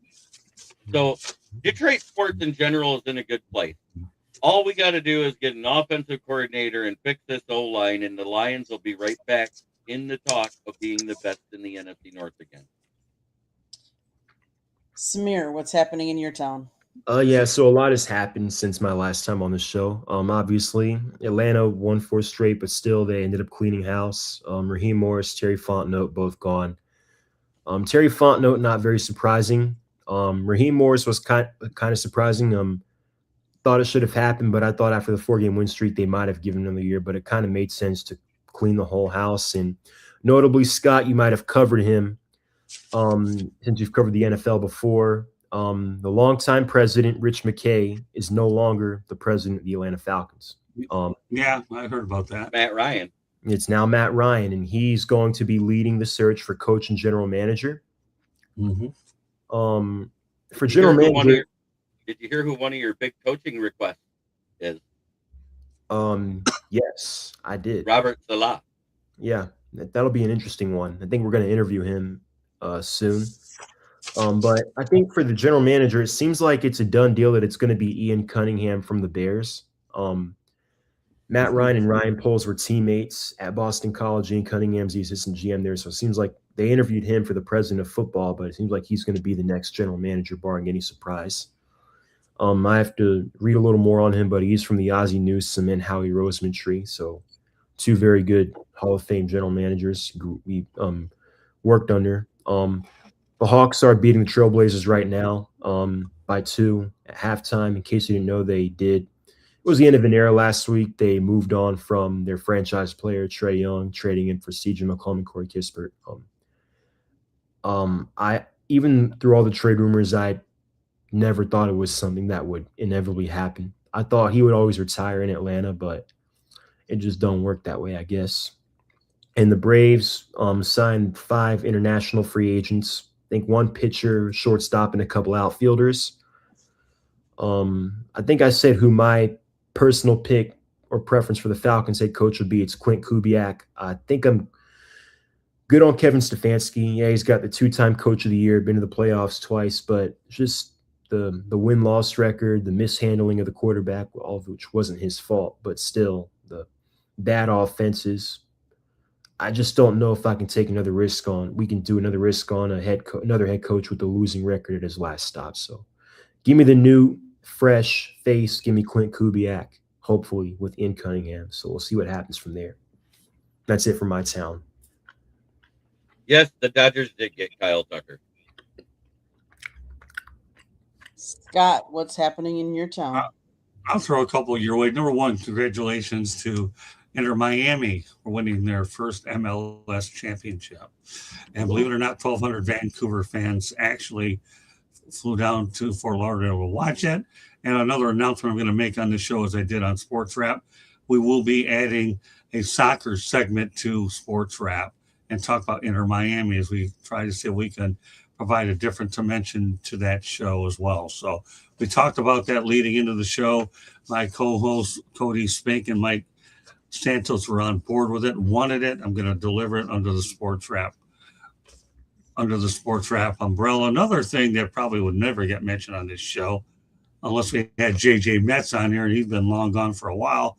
We'll see if he ever comes around. But congratulations to John McCormack on his induction into the ABCA, American Baseball Coaches Association Hall of Fame. He's done an incredible job coaching FAU baseball after taking over for his mentor, Kevin Cooney, who's a very good friend of mine. So FAU baseball does not get a lot of national publicity, but I'm going to tell you, of all the programs that have won at Boca Raton, this one here has won a lot. And I can only hope one day while I'm around here that FAU gets a brand new baseball stadium, because that's a great baseball program. It really is. So Inter Miami, FAU baseball, I'm more than happy to include them in my town as well for tonight. Great job by you guys. You guys are an incredible, entertaining group to watch. I enjoy Candy watching. I've enjoyed the banner runs. You know, you, Samir, and Adam, and Jeremy, and it's been kind of neat. I don't have to worry about losing my voice watching you pros at it. You guys do a pretty incredible job, and any of you are always welcome to come on our shows, the ones I host as well. You guys are all fantastic. So please remember that. Okay, go ahead, Ted. Clayton Kershaw is going to pitch in the World Classic, just to let you know, for the USA. That just got posted. No, he retired. Yep, I read that. So for my town, obviously our arch rival, longtime rival, knocked us out of the playoffs last week. So Green Bay is sent packing, so to speak, and trying to figure out what they want to do. As far as I know, they have not reached a new contract extension with Matt LaFleur. He is in the last year, and they said that they do not want to leave it in the last year like that. So they're trying to work out, I think, a deal. I'm not exactly sure. We're going to wait and see. They are over their cap space, so they've got some tough decisions to make. As for the Milwaukee Bucks, they're not having the season they wanted. They've had a lot of been interesting what I've been reading lately, because I've heard Giannis come out and say that he doesn't want to go moved on to anybody else, but in the same breath, they were losing big time the other night, and Milwaukee fans were booing, and I just hate seeing that. But they haven't had the season that they thought they were, and I know that Giannis wants another ring before he retires to Greece. With that being said, the Wisconsin Badgers basketball team had two big wins in the last minute this week, so I have to give my kudos to them. I also have to give kudos to Wisconsin Badger girls hockey. They did really well last year, and they're doing well again this year. As for the Milwaukee Brewers, they did hire former Minnesota Twins general manager Thad Levine has joined the Milwaukee Brewers organization as a special advisor. Levine spent 8 seasons with the Twins and left at the end of the 2024 campaign. The Twins reached the playoffs in 4 of his 8 seasons with the Twins. So that's one of the hires that they have made. With that being said, obviously, Scott and I both know Monday night is Indiana versus Miami. It's down here in Miami. Hey, if anybody's got an extra ticket or two that they want to give Scott and I'll gladly go. I'm not paying the ticket prices that they're getting. How much are they, by the way? I don't even know that I could afford to pay to park. Well, I've heard between $3,000 and $6,000, to be honest with you. Also, I should point out, if I don't mind, Candy, please, for anybody that's up early enough, please join us for Inside the Pigskin, our Saturday edition. It's a great show. And also, Candy and I will be covering the Senior Bowl in Mobile, Alabama. We're going to be leaving a week from Monday, and I'll have a lot of good interviews on the South Florida Tribune YouTube channel. I'm literally looking forward to this event. If it becomes a successful event, we'll do it every year. I tell you one thing, I've done a lot with the NFL over the years with the Senior Bowl. This project here really intrigues me quite a bit, and looking forward to going up to Mobile and talking about some future prospects, making some connections with coaches that'll be looking for jobs. And we're going to probably be leaving that Monday night, hopefully to be in Alabama by Tuesday, and we'll be there in Alabama for the better part of at least 5 days. So looking forward to this event. It's going to be quite an event. And will we be doing a show from Mobile? Well, if Candy wants to. On Thursday night? I'm actually planning on doing it Inside the Pigskin on Tuesday night. You guys are late enough where you can do one. Yeah, I think. We'll see what the setup is. Yeah, I don't. Yeah, why not? I think. Why you want to do one, Adam? You're gonna be able to make sure you come on there and shoot the breeze here in the country. On every Thursday night. He's good about it. I love it, Adam. I think it's cool. I don't get to work with you often. That's why it's a treat for me to come on and shoot the breeze with you, my man. It's cool stuff. Cool. So, yeah, I'm all in. Yeah, I'll tell you what. We're gonna do Inside the Pigskin, Adam, on that Tuesday night later. So yeah, we like to get some fresh stuff. What time? Because I got my show at 9. What, your time locally? Yeah. I don't know. You work it out with Candy. She'll make it work for you. After all, we're going to be an hour behind, so we don't really frankly care. And we'll gain an hour. So whatever you want to do, I'm sure she'll make it work. Yeah, just take your little travel mics with you and everything else. Do you have a travel setup to go with you? We have mics that we can take. Yeah, we can. So set it up on the iPads or tablets, whatever. Yep, we That's got all the all we have ones that can go even into the we have ones that could even go into the phone if we needed to, mics. So Oh, you got one of those sets? I got one of those sets too. Yeah. Yeah, let me tell you, Adam, I salivate when I get in there, man. Start interviewing me. A microphone is like a kid with a lollipop. I can never have enough of it. So I'm looking forward to doing my one-on-one interviews. Yeah, I mean, we're planning to do an Inside the Pigskin show a little bit later. We just have to make sure the schedule works out with what the daytime activities, practice, and so forth. Because I'll tell you one thing, Adam, I'm looking to make a lot of media contacts and line up a lot of good guests as well for my other shows. So every time I go on an event, for me, it's networking first and get as much as I can. It took us months before we got all the Super Bowl content up from a year ago. And I don't know how long it'll take us here, but I expect us to do well. And I'm going to find everything that I can once I'm out in my zone to bring what we have to do all the way around. And she may find certain interviews that we can put clips on not only our show, but yours as well. Then you guys can use them to focus on getting those comments. To me, it's unbelievable when you're on the road doing things. I mean, look at Jeremy. He got a taste of it. If we had got, my only regret with you, Jeremy, is we couldn't get a few more interviews, but at least you saw the one that mattered, and that was Owens. So, but I salivated at these opportunities, Adam. So, yeah, I could see us doing 2 shows because they're at evening, and most of our activities will be during the day, except for the Senior Bowl game itself. I don't know what that is. So It's Saturday. I don't know if you just Are you noticed, guys on the field for the Senior Bowl? You just got an email, and that's one that could be posted either in your Jaguars link or the Lions link because it's a day 3 sleeper pick that I think both teams could use. Okay, sounds good. Let's take care of it. No problem. It's all good, man. It's all good for all you guys. Great stuff. Adam, I will be down on the field because I have the photo credentials. So yes, I'll be on the field. Scott will be in the press box for the game. But yes. Now, are you guys aren't allowed to go live on your phones or anything down there, are you? No, they don't let you do that. No. I wasn't sure. I wasn't sure because you could have set it up and been like, "This is prime time right here." Yep. No. I wish.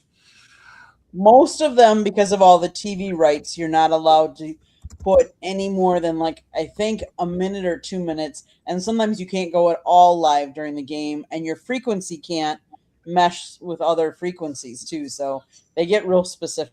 So, but now, one-on-one okay, anything else? Well, one-on-one interview is a different game, and that's where we get a lot of our stuff anyways as well. So just so you know, Adam, how that works, we end up doing quite well. And the thing I have going with the Miami Hurricanes, even though we can't do nothing live, I'm going to tell you the stuff I get from the Miami Hurricanes is unbelievable. What I get from the opposing coaches is even bigger, considering some of the things I dealt with between Alex Golish and Frank Reich and Fran Brown, and then that list goes on and on. I do the approaching, which means about 5 or 6 funerals a year that I'm under fire. And one of the guys named Tim Reynolds from the Associated Press says to me one time, he says, "Scott, it's almost like you got your own radio show in there." Later, Marty. What's that? Good to see you, Marty. People in the chat. Good to see you. Yeah. That's my jersey. That's my jersey boy. Yeah, but I don't mind priming up the PR people so I get 3 or 4 questions in there. Miami guy likes us. He doesn't have to call on me, so you go out there and let everybody else get the day. Sorry, Candy, but I'm just trying to educate some of these people about behind the scenes stuff on the road. Well, I know my buddy Matt, who's in Baltimore, has Ray Lewis in the works to come on. Does he? No kidding. Interesting. Awesome. All right, Marty. Nice to meet you. Later, Mart. Yeah, so I mean, it's all about them little connections, But he does a show with Daniel Wilcox. But you ever heard of? Go ahead. Go ahead, Jim. No, why am I taking over your show? I don't know. Running. I'm running point. Yeah, go ahead. You're the boss. You ever heard of Marvin Powell III and Ben Troop? I think I might have heard of Marvin Powell. Name sounds familiar. Yeah, his son's on our show. We got Mel Farr Jr. on our show, and Ben Troop, and I'm working on some other key pro people. I'll divulge those when I get them when I got them committed fully, but I'm working on more stuff. Nice. I spend my time on LinkedIn. Everywhere I can find these people, I'll find them and I'll bring them on. make any difference to me. I'll find them and we'll bring them out there. And when I find them, then mark my word, you'll get connected at some point or another. Jeremy knows. Any ahead, other topics anybody wants to bring up? I know Okay. Scott Warner was one of my favorite guests to have on my show. Okay. Okay. That was a fun chat. Nice. I mean, obviously I've had others, but that's just one that sticks out real quick. All right, I'm done. Okay. Great being on with all. Find you. You can find me here Thursday nights on Fire Up. You can find me on X at ATL_Samir2401. I publish a lot of articles for the site, so I promote that. Make sure to tune in. Thank you guys for checking in. I hope you guys have a good weekend. Enjoy the games, and I'll look forward to tuning in next week. Sounds good. You got it. Adam, how can Nice. people find you? You can get me at Driving to the Top Productions. You can get me Tuesday, Wednesdays over there, Thursdays over here. Wednesdays, if me and Rich's show finish, you can get me at Jeremy's show, Roundtable.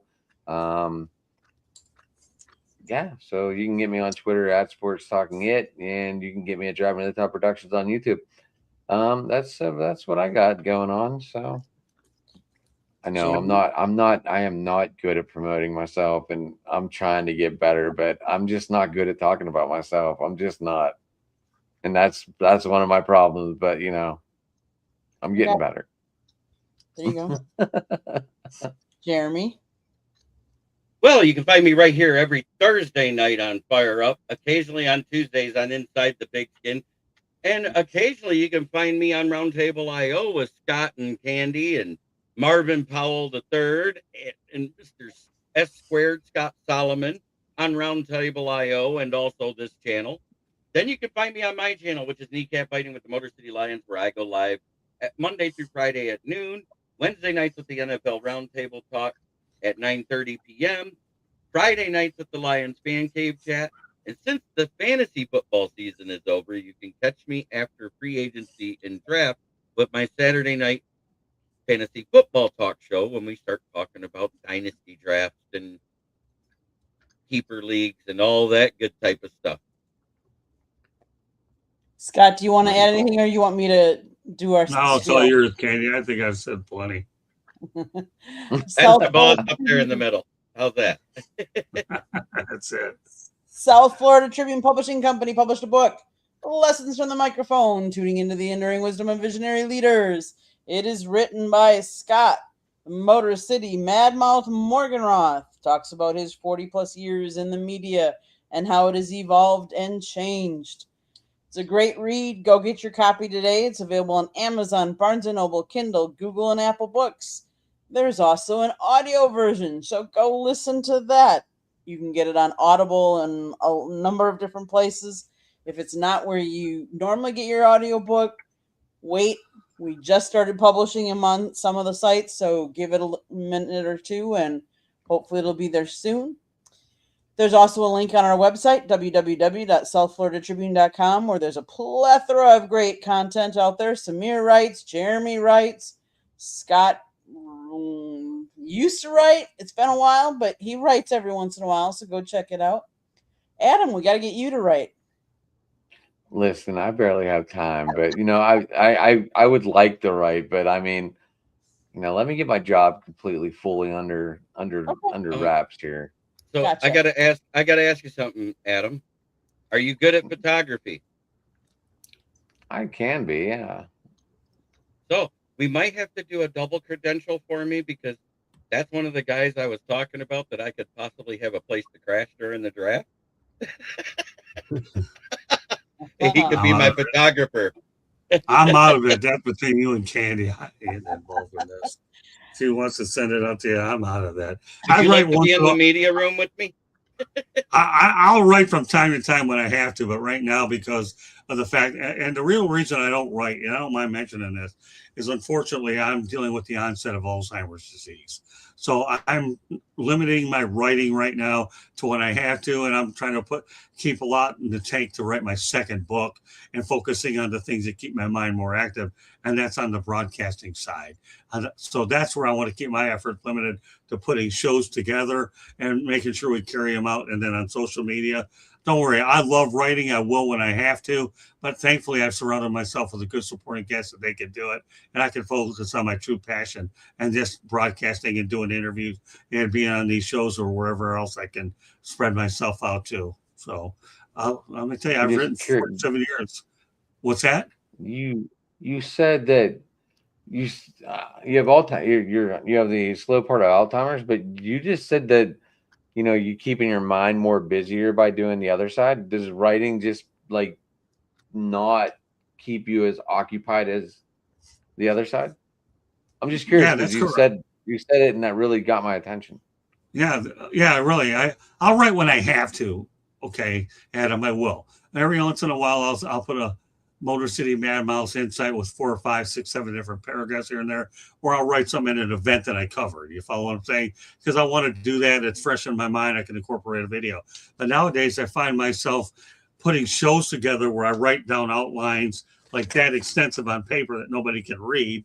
Okay, then I have to type into the thing and all that. He doesn't even need them. He's a robot. I'd probably be able to read it because we probably both have sloppy handwriting. We probably exactly. I'm with you there, man. I've been told so many times my writing my penmanship's awful, but that's okay. I'll deal with it. But I do write in that sense to prepare shows because that's how I remember things by looking at them directly. So I'll write them, but I'll write every once in a while a column here and there. But I've got enough people to do it, and I promote it. I just want the shows to be good so we can build the strongest platform I can. So this show, as well as the many others that we have on here, are obviously produced well and with the proper host. Candy's done a remarkable job on this show. Jeremy's done an unbelievable job in the system, and as well as many others. And it's good to see new, fresh talent on this Thursday night show with you, Adam, and Samir, and everybody else that participates. So I keep writing in different ways to stay busy, but I feel I've got one more book left in the tank. And my goal is to go through the outline process, you follow me, so that I can come up with one more shot when it's all said and done. And I'm going to be putting enough in the tank to do that. That's my goal in 2026, and continue to see this network grow in the manner that I can with the right personnel. And I'm so glad that I am fortunate, considering that Candy and I started this from the ground up, that it's turned out to be good. It's come a long way, but I feel we have a lot more energy and talent to even take it a step further. And that's why it's a privilege to be on a show like this, to sit in front of all you and just watch you all in action and just be guided to be a part of this. This makes me feel really good that we have this type of people on these shows. I'm proud of everybody on the network, and this group has been it's been refreshing just to sit in here tonight with all of y'all. I want you two to meet Rich one night. That's my other goal. Big Rich, I would love Big Rich to be here, but it's his wife. Yeah, I tried to get him on tonight, Jeremy. I did. I was like, "Can you come on tonight?" And he goes, "I'm just dead." Like he runs radio in Atlanta and Texas. They just opened a new radio station out there in Texas, and he's so flooded right now. He's burned. I still yearn for an opportunity one of these days to do play-by-play. I've done it periodically here and there, but if I could do play-by-play, do it. In fact, Jeremy, you know who told me I should do, ask me if I've ever done play-by-play? Is Tom Gage, a Hall of Fame sports writer for the Detroit Tigers, when I did a show with them a few months ago. I said, I'd love to do it. Never got the opportunity, but don't think it hasn't crossed my mind some. And my mentor is Ernie Harwell of the Tigers, late Ernie Harwell. So I was a big fan of Lanny Fratteri growing up, and I had him on my podcast 3 times. That's awesome. I've had Ernie on a lot of my radio shows many times. It's unbelievable. But I've never been on the radio, but I have done a little color commentary on the junior high school level. This is the new radio, Jeremy. This is the new radio. This is broadcasting in a new way. Incorporate. And my famous line when I first started is, I have a voice for radio and a face to match. Well, but you know what, Adam? That's why I wrote the book that I did. Basically, predicates itself about old school media versus new school media, and I use it as like a textbook format for people that are either in it or just got in it or trying to get better. Because it's yeah, because I know that the average individual that understands the business could pick a few points out of it, and it's worth the investment because the more ideas you have in your head, the better off you are. And that's why I've worked hard, and I'll be writing the second one, and eventually, I'm just and I'm glad the audio book is there. I'm glad work slowed down, so now I can finally get more focused back on this because that month of November and December that was a mess. That was a beat up time for my channel. I mean, my guy Anybody, still carried it, but yeah, I mean, any I anybody in the wasn't there, delivery, and I anybody in the wasn't there. I delivery didn't like it. business, and as a delivery driver, with delivering packages and parcels and stuff like that, my hat goes off to you for doing Yeah. what you do in those 2 months, because that is probably your busiest 2 months of the year, except for the Right. occasional kid's birthday that comes up. Well, Adam, if We you had get my like, book, I encourage any feedback that you can get. It'd be great if you get it.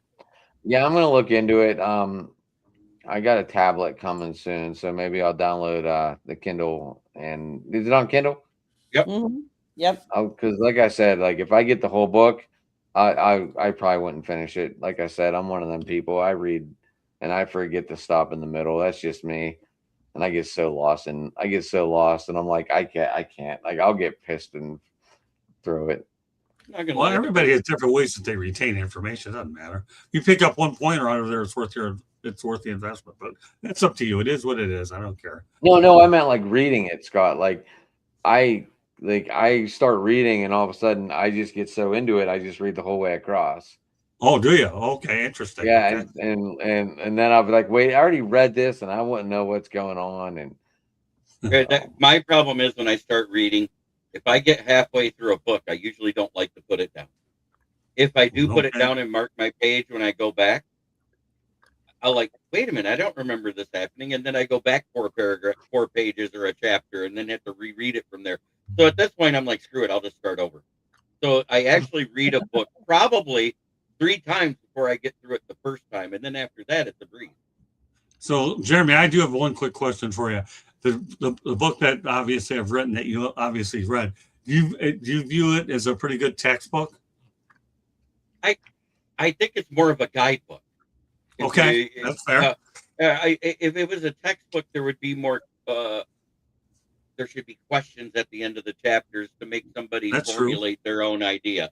So Okay. I think it's more of a guidebook for somebody that's beginning or even intermediate getting into this type of media. That's a fair assessment. I appreciate that. Thank you. I think if we're you all created a beginners again workbook- at some point. I think if you created a workbook to go with it, Oh, think I had it would. I had another would- guy that I was actually looking to do it with, but he backed out, and I had to finish it midstream. So I'm looking at other ways when I do the second one. But that was something that was actually in the works when I began the project. But because the guy lease didn't get renewed in Boca Raton, he backed out, and then I had to find a way to get it done to save the project from going away. And The idea was there. the type of thing that I'm talking about, it wouldn't even have to be long because you don't have a lot of, I mean, you have a lot of, not a lot of pages, but you have a lot of information in there. Right. You could lump like the 3 pages of your history and how you got to where you're at. You could Right. lump that into one section of a guidebook and ask something like, okay, how does this help you in your future of what you're trying to do? And make it an essay question type thing. Don't I'll make be it a seeking your multiple input guess. on the next one. I don't want to have more time. I don't want to talk about the whole thing here. I know everybody's been patiently listening and staying on it. I appreciate that. Go ahead, Candy. Take it the rest of the way. Sorry. That's what happens when you get me on here. You know, things go a little longer because I'm a little on the long-winded side. Go ahead, Larry. Before she does her exit, I want to do my exit saying, try every day to be a better person than you were the There day you go. before is the only way to make the world a better place. It starts right here. Much love to everybody who's watched the show. That's Robbie, Eddie, all of you. I hope you all have a fantastic weekend. Enjoy the football games coming up and fire up for your team. One What last is thing the- that I what is would the full topic of the book real quick? I'm asking for one more shout out, just so I can type it in. Lessons from the microphone. Lessons from the microphone. Tuning into the enduring wisdom of visionary leaders. One last thing, because I didn't finish our plug, is that yes, if you see the red subscribe button in that lower right hand corner, that means you have not yet subscribed to our channel. I have the QR code up in the top. Otherwise, it's South Florida Tribune YouTube channel. I would also ask you to subscribe to all the other YouTube channels that you see up on the top, because we have multiple people that have YouTube channels. The other channel I would ask you to subscribe to is the Chicks Podcast. Tuesday nights at 7:30, I do 3 Chicks in a Pod, or Chicks and Salsa. It's Chicks talking sports. So go check out our channel as well. We have lots of great stuff out there, as well as here. Monday nights we talk baseball. Tuesday nights we talk football. Wednesday nights on Sports Exchange, you never know what Scott's got up his bag of tricks. And then Thursday nights he's got Sports Wrap. Thursday nights we do Fire Up. And then Saturday mornings we do Inside the Pigskin again. So check out our YouTube channel. Subscribe. Turn on all the notifications so you're notified every time we go live. With that being said, everybody enjoy your weekend. Enjoy the playoffs, NFL, as well as CFP. Thanks, everybody, for tuning in. We'll catch you next time. Good night. Night.